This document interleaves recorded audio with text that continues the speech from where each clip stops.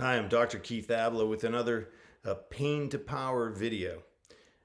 This one's really central to what we're going to be talking about in so many of these videos, and that is unconditional love. Whether you can legitimately say that in your family of origin you were truly loved. What does that mean? It means that you would have to have the absolute conviction that you were valued for who you truly are.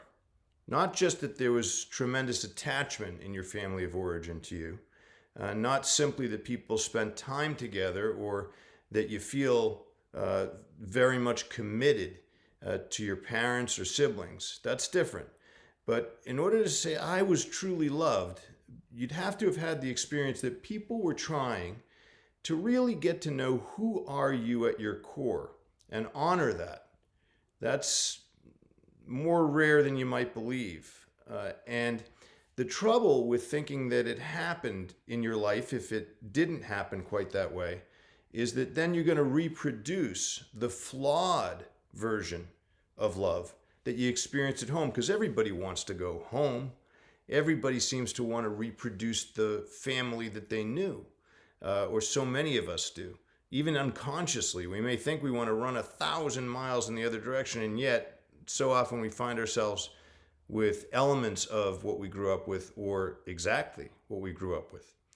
So you have to do this somewhat, uncomfortable analysis to say, who was it in my family of origin or in my early life experience who really did get to know me? And what do I mean by that? My opinions, what I wanted to be, what my dreams were for myself.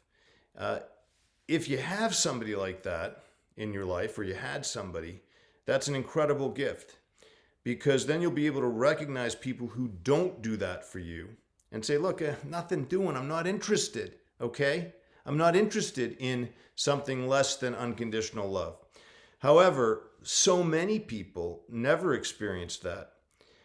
And so they are more likely to include someone in their lives, sometimes for a very long time. It can be a spouse, it can be a friend, it can be a coworker, a partner in business, who doesn't really effort getting to know them and getting to know what's in that person's heart.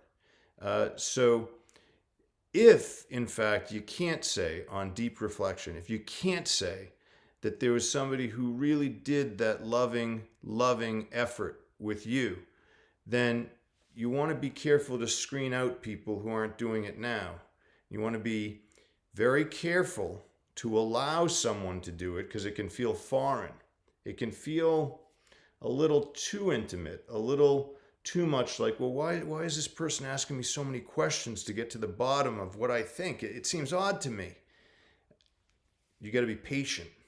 You got to allow that, wait, maybe this is a form of love I haven't experienced before, and maybe it's a little uncomfortable for me, but I'll take a few more steps.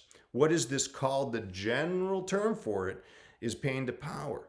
Because if you experienced pain because you weren't unconditionally loved as a younger person or in a prior marriage, right?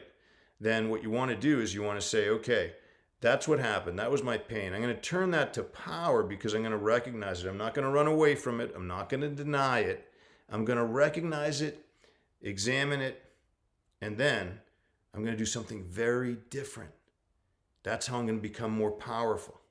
How do we end these videos? You know how we end them. I remind you, your story matters. Why are we doing this?